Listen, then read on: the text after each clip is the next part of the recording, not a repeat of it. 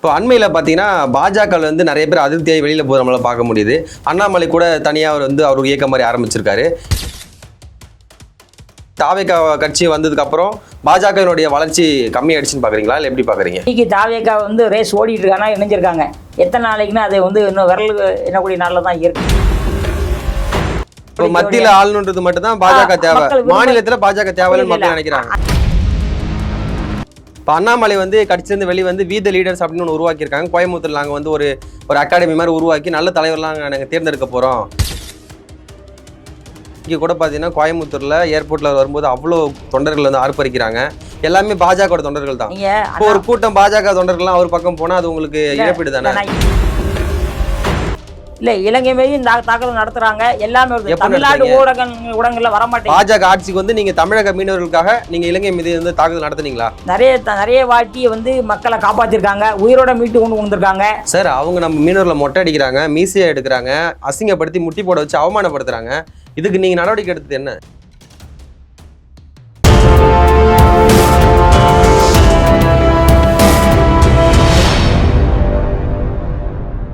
Youth Tamil ஊடகப்பினர்களுக்கு அன்பு வணக்கம். இன்றைய சிறப்பு நேர்காணல் நம்மோடு இணைந்திருப்பவர் நெல்லை மாவட்டத்தினுடைய பாஜகனுடைய ஆன்மீக மாவட்ட செயலாளர் திரு குருசாமி அவர்கள். வணக்கம் அண்ணா. வணக்கம். எப்படி இருக்கீங்க? நல்லா இருக்கேன். இப்போ அண்மையில் பார்த்தீங்கன்னா பாஜக வந்து நிறைய பேர் அதிருப்தியாகி வெளியில் போய் நம்மளால் பார்க்க முடியுது. அண்ணாமலை கூட தனியாக அவர் வந்து அவருக்கு இயக்கம் மாதிரி ஆரம்பிச்சிருக்காரு.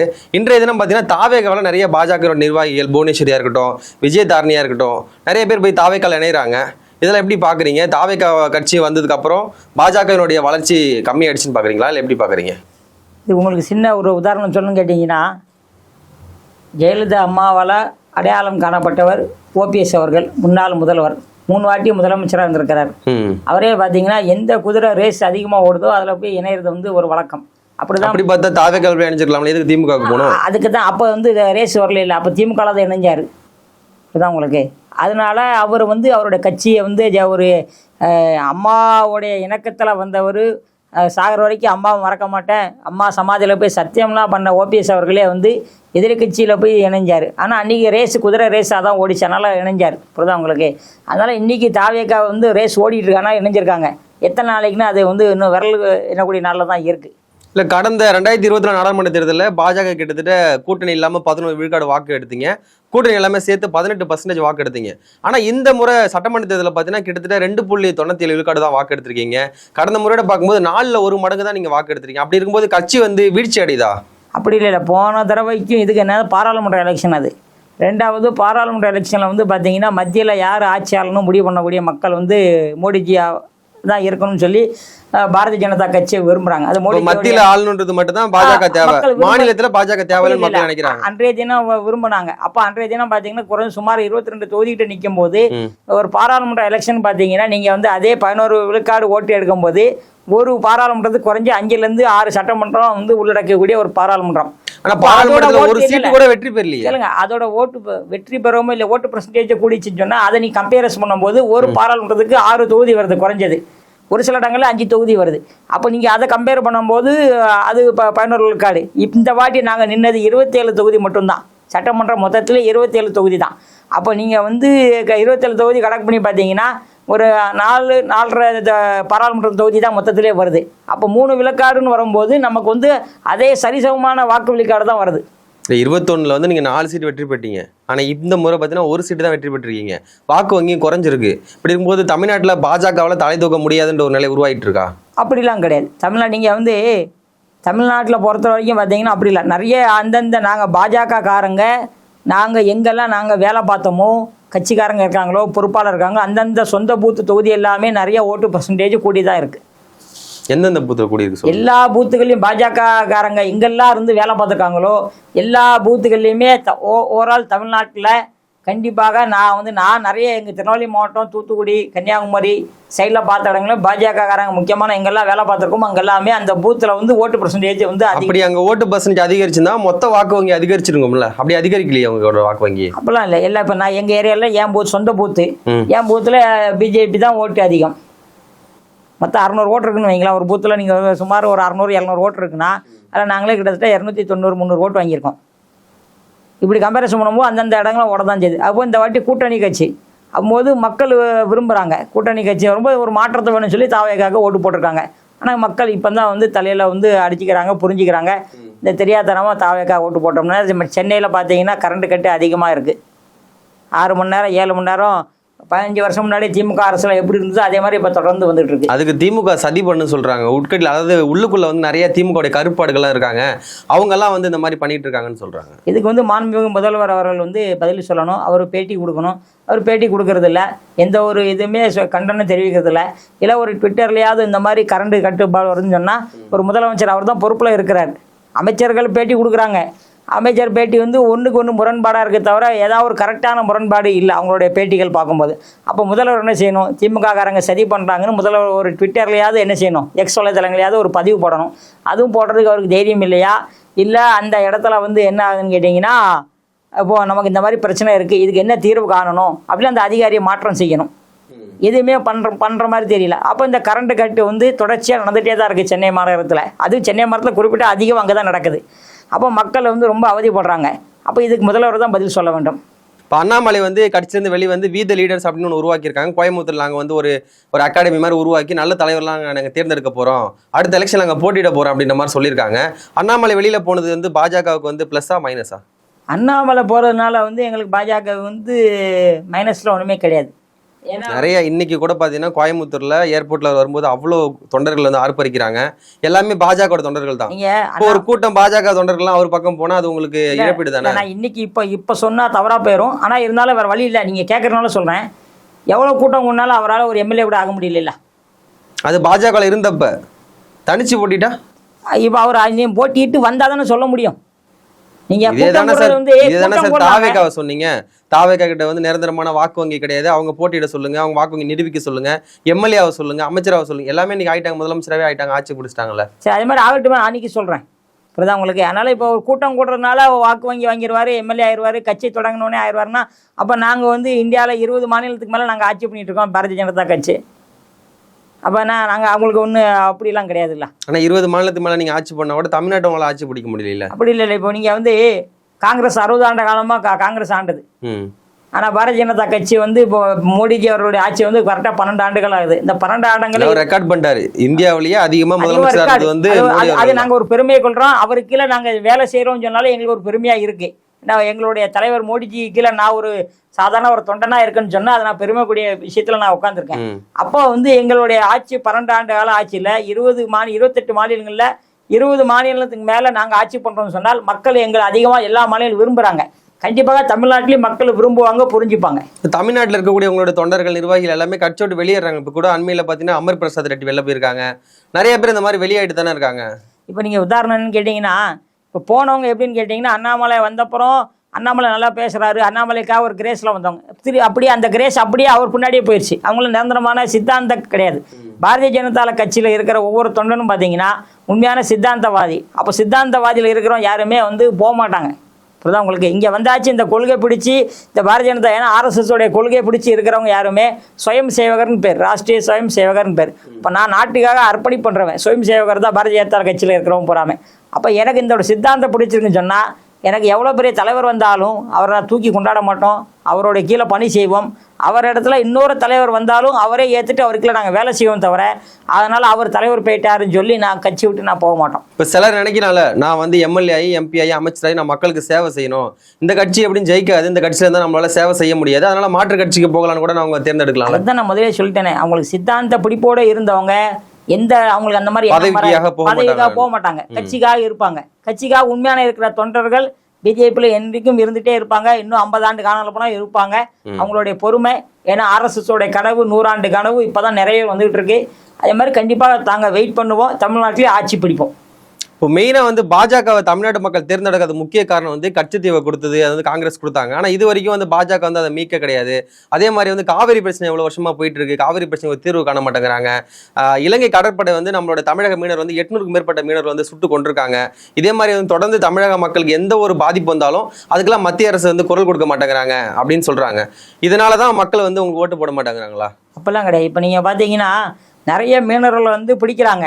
இங்கேருந்து நீங்கள் சொல்லும் போதெல்லாம் வந்து மத்திய வெளியுறவுத்துறை அமைச்சர் ஜெய்சங்கர் ராவதி அவர்கள் பார்த்தீங்கன்னா குரல் கொடுத்து அந்த மக்களை வந்து சார், உயிரோட தமிழ்நாட்டு மீட்கிறாங்க. மீனவருக்கு ஒரு பிரச்சனைனா குரல் மட்டும் தான் கொடுக்குறாங்க. இதுவே குஜராத் மீனவருக்கு ஒரு பிரச்சனைனா பாகிஸ்தான் கடற்படை வந்து தாக்குனதாக மறு தாக்குதல் பண்ணீங்க கடற்படையை கொண்டு போய். ஆனா தமிழக மீனவர்களை தாக்கும் போது நீங்க இலங்கை மேல அந்த மாதிரி ஒரு தாக்குதல் நடத்தல. ஒரு தாக்குதல் நீங்க நடத்திருந்தீங்கன்னா மறு தாக்குதல் நடத்திருக்க மாட்டாங்கல்ல? இல்ல, இலங்கை மீது இந்த தாக்குதல் நடத்துறாங்க, எல்லாமே வருது. எப்ப தமிழ்நாடு நடத்துறீங்க? ஊடகங்கள்ல வரமாட்டேங்குது. பாஜக ஆட்சிக்கு வந்து நீங்க தமிழக மீனவர்களுக்காக நீங்க இலங்கை மீது வந்து தாக்குதல் நடத்துனீங்களா? நிறைய வாட்டி வந்து மக்களை காப்பாத்திருக்காங்க, உயிரோட மீட்டு கொண்டு வந்திருக்காங்க. சார், அவங்க நம்ம மீனவர்களை மொட்டை அடிக்கிறாங்க, மீசையை எடுக்கிறாங்க, அசிங்கப்படுத்தி முட்டி போட வச்சு அவமானப்படுத்துறாங்க. இதுக்கு நீங்க நடவடிக்கை எடுத்தது என்ன இது வரைக்கும்? அப்ப தமிழ்நாட்டில் வந்து இருக்கக்கூடிய நீங்க வந்து பாத்தீங்கன்னா இலங்கை மீனவர்கள் வந்து தமிழ்நாடு மக்களை வந்து ஈழ மக்களை கொன்னது யாரு? காங்கிரஸ் ஆட்சியில இவங்க தானே. சரி, காங்கிரஸ் ஆட்சி வந்து கொண்டாங்க, காங்கிரஸ் வந்து கட்சித்துவம் கொடுத்தாங்க. கட்சித்துவம் மீட்கிறதுக்கு பாஜக என்ன பண்ணிருக்கீங்க? பாஜக முயற்சி எடுத்துட்டு தான் இருக்கு. ஏன்னா ஒரு பாஜக நினைச்சா கட்சித்துவம் மீட்க முடியுமா முடியாதா? முடியும். ஆனா அது வந்து இதை வந்து ஒரு நம்மளோட இந்திய தேசத்துக்குள்ள இருந்தால் அதை உடனடியாக எடுக்க முடியும்.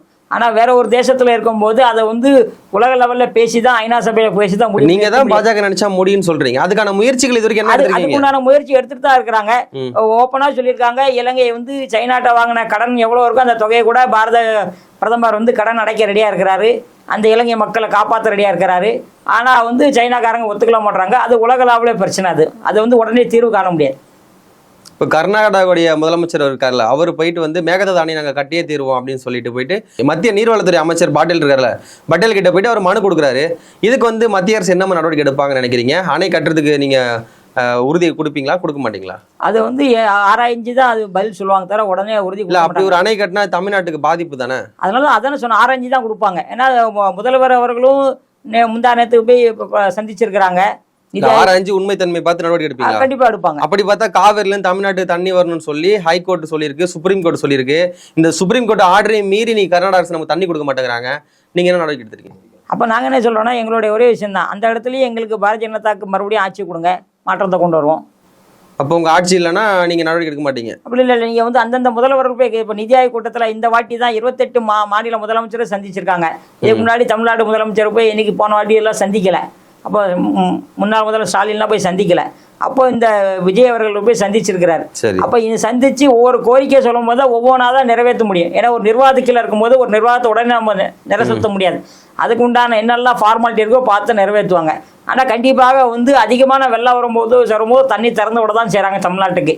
இயற்கையாக வெள்ளம் வரும்போதெல்லாம் மோடி தமிழ்நாட்டுக்கே வரலையே. ஒரு முறை கூட தமிழ்நாட்டில் வெள்ளம் வந்தப்ப அதுக்கு அந்த உதவிகள் செய்யவோ இல்லை வந்து மக்களை பார்க்கவோ வந்தாரா? எல்லாம் வந்தார்ல. வந்து எலெக்ஷன் வந்துச்சுன்னா 5 முறை 6 முறை வராங்க. எல்லாம் வரும்போதெல்லாம் மோடிஜி வந்து தமிழ்நாடு வந்து பார்வையிட்டிருக்காரு. கேரளாவுக்கு போயிருக்காங்க, தமிழ்நாடு வந்து பார்த்துருக்காரு. வெள்ளம் வரும்போது வந்தாங்களா? ஆட்சிக்கு வந்து வெள்ளம் வந்து தமிழ்நாட்டு மக்கள் பார்த்துருக்காரு. எந்த வருஷம் வந்தாங்க?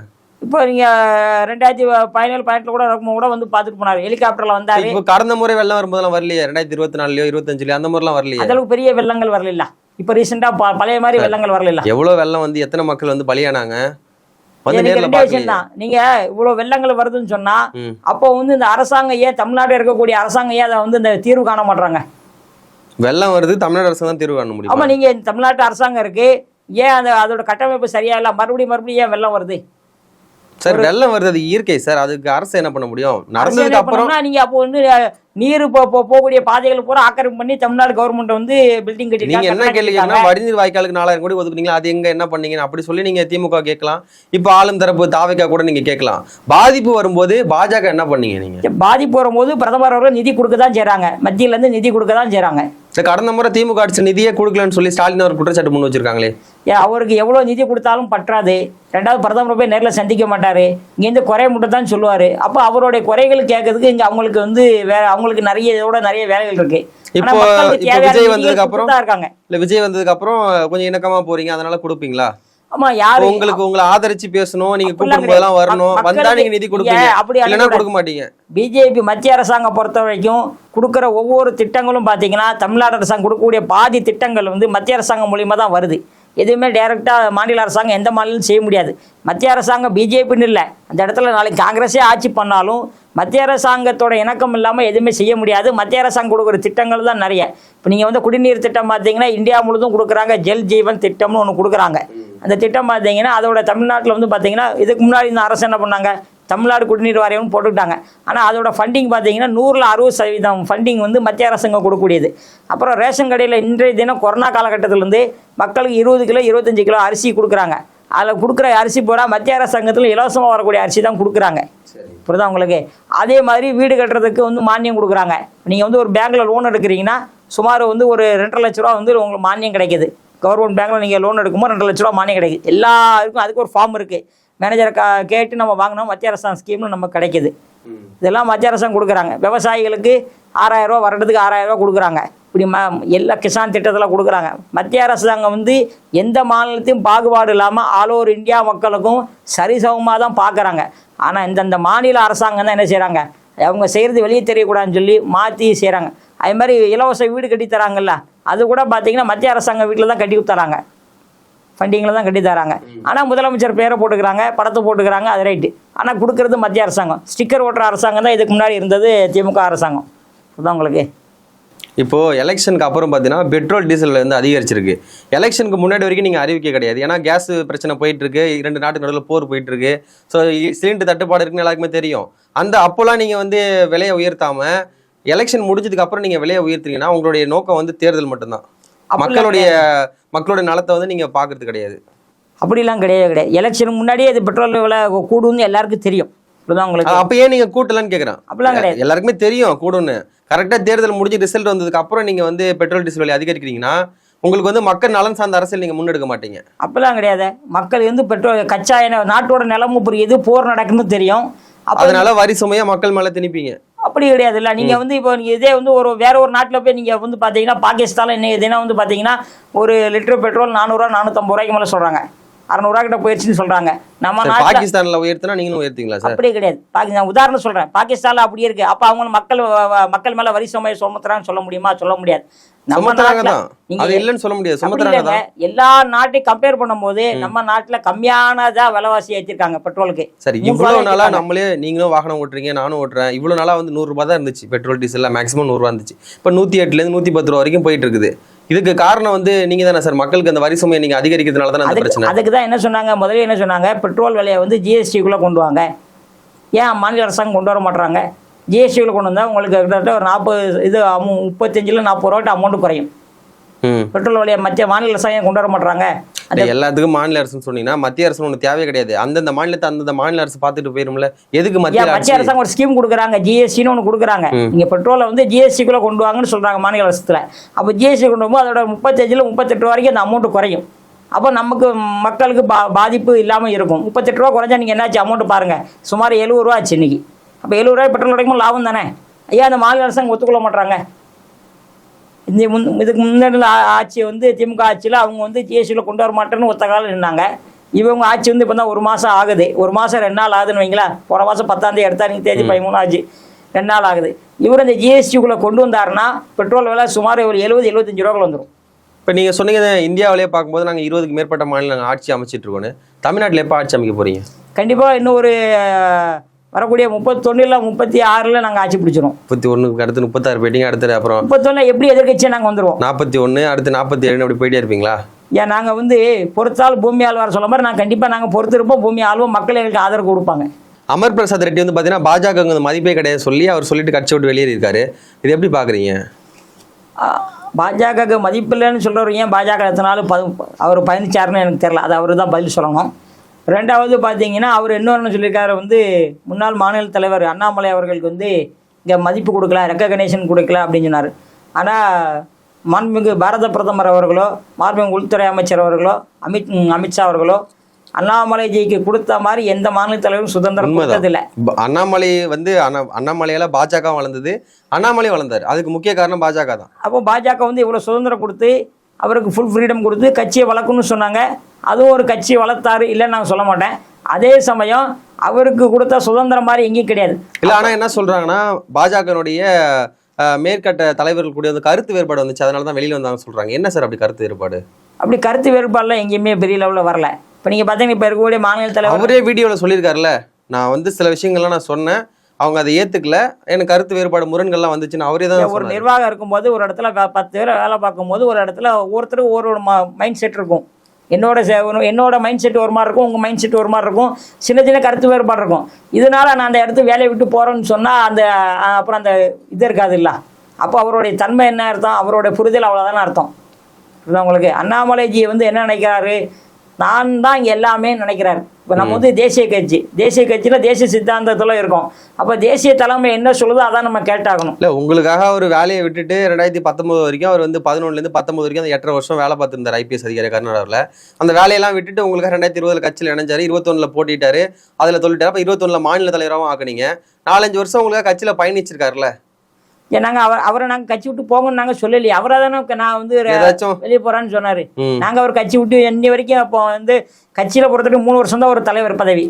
அடுத்தால கொடுக்க மாட்டாங்க. அடுத்தால தேவைப்பட்டா இன்னும் 2வது வாட்டி 3 வருஷம் இருந்துக்கலாம். அண்ணாமலை மட்டும் எதுக்காக 4 வருஷத்துக்கு மேலே வச்சிருந்தீங்க? அப்போ வச்சிருந்தோம், தொடர்ச்சியாக கண்டினியூ பண்ணிக்கலாம்னு சொல்லி வச்சிருந்தது. எலெக்ஷன் வரைக்கும் வச்சிருக்கலாம்ல. அது சொல்ல முடியாது. கட்சி தலைமை என்ன முடிவு பண்ணுதா தானே. புரியுதா உங்களுக்கு?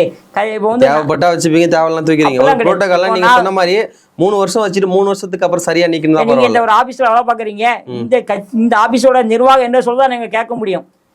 புரியுதா உங்களுக்கு? அதுக்காக தேவைப்பட்டா வச்சிருக்காங்க, தேவையில்லாம் வெளியே போங்கன்னு சொல்ல முடியும். ஏன்னா நிர்வாகம் பண்றது இந்த ஆபீஸ். அப்போது அந்த தலைமை என்ன சொல்றது அதை கட்டுப்பாடு தான் இருக்கணும். இப்போ JP நட்டாஜி அவர்கள் தேசிய தலைவராக இருந்தார். அதுக்காக அவரை ஒதுங்க சொன்ன உடனே அவர் கட்சி விட்டு வெளியே போயிட்டாரா? இல்லை. நிதின் நபீன்ஜி அவர்கள் போட்டிருக்காங்க. அவருக்கும் மோடிஜிக்கு வயசு பார்த்து 30-35 வயசு வித்தியாசம் இருக்குது. ஆனால் அவர் தலைவர்னால அவர் தான் முன்னுரிமை கொடுக்குறாரு. அவர்கிட்ட கேட்டு தான் ஆலோசனை பண்ணுறாங்க. அப்போது இந்த சித்தாந்தம் பொறுத்த வரைக்கும் பார்த்தீங்கன்னா யார் தலைமையோ அவருக்கு கீழே தான் நம்ம வேலை செய்யணும். அப்போ எனக்கு அதில் நான் தான் எல்லாமே சொல்கிறதுக்கு அதிகாரங்கள் கிடையாதுல்ல. அதுதான் அண்ணாமலைஜி அவருடைய இது. அவங்களுக்கு அவருக்கு எல்லா அதிகாரமும் பாரதிய ஜனதா கொடுத்து இதே மாதிரி ஃப்ரீடம் யாரும் எந்த கட்சியிலையும் கொடுக்க மாட்டாங்க. திமுக அப்படி பண்ண முடியாது, அதிமுக அப்படி பண்ண முடியாது. அவருக்கே தெரியும். இப்போ அண்ணாமலை பார்த்தீங்கன்னா விஜய் அவர்கள் ஆட்சி பிடிச்சதுக்கு அப்புறம் தான் அண்ணாமலை வெளியில அவர் ஒரு கட்சி ஆரம்பிக்கிற ஒரு எண்ணமே வந்திருக்கு. விஜய் ஒரு ஒற்றை நபராக கட்சி ஆரம்பிச்சு ஆட்சி பிடிச்சதுக்கு அப்புறம் நமக்கு டேலண்ட் இருக்கு, நம்மளாலையும் ஆட்சி பிடிச்ச முடியும்னு நம்புறாரு அவரு. அது அப்படி நம்பிக்கை தான் அவர் வெளியே வந்திருக்காரு. அதுக்கான சாத்தியக்கூறு இருக்கா? சாத்தியக்கூறு மக்கள் கையில தான் இருக்கு. மக்கள் ஓட்டு போடணும்ல. உங்களுக்கு கூட்டம் யாருன்னா சேர்க்கலாம். புரியுதா? இது ரசிகர் கூட்டமாக விஜய் சேர்த்தா ரசிகர் கூட்டம் ஓட்டு விழுந்திருக்கு. இதே விஜய் சினிமாவில் இல்லாமல் ஒரு தனிச்சியை வர சொல்லுங்கள், ஒரு கூட்டத்தை காட்ட முடியுமா? சொல்லுங்க, முடியாது. அதுதான் உங்களுக்கு இப்போ கண்டே எழுச்சி பின்னாடி அடுத்த உள்ளாட்சியத்தை கூட கீழே வந்தால் கூட வரலாம். ஏன்னா அவங்களுடைய ஆட்சி திறமை இன்னும் சரியில்லை, இன்னும் பக்குவம் வரலை, இன்னும் அனுபவங்கள் வரணும். இன்னி கூட சொல்லியிருக்காரு, பேப்பரில் பார்த்தேன், சபாநாயகர் சொல்லியிருக்காரு எல்லா சட்டமன்ற உறுப்பினர்களுக்கும் பாடம் நடத்த வேண்டும், 2 நாள் கிளாஸ் நடத்த போகிறாங்க, எப்படி நடக்கணும்னு. ஏன்னா சபையில் அவங்களுக்கு தெரியல, இப்போ தான் புதுசாக வந்திருக்காங்க. அப்போது அதெல்லாம் மக்கள் பார்க்கும்போது மக்களுக்கு அடுத்தாலும் இவங்களுக்கு மறுபடியும் ஓட்டு போகணுமான்னு யோசிப்பாங்க. கேள்விக்குரிய வரதான் செய்யும். அது மாதிரி தான் அண்ணாமலைக்கும் கூட்டம் கொண்டா ஓட்டா விழுமான்னு சொல்ல முடியாது. அதான் நிறைய விஷயங்கள் இருக்குது. சரி சார், நிறைய தகவல்களை பகிர்ந்தீங்க. மிக்க மகிழ்ச்சி. நன்றி. நன்றி.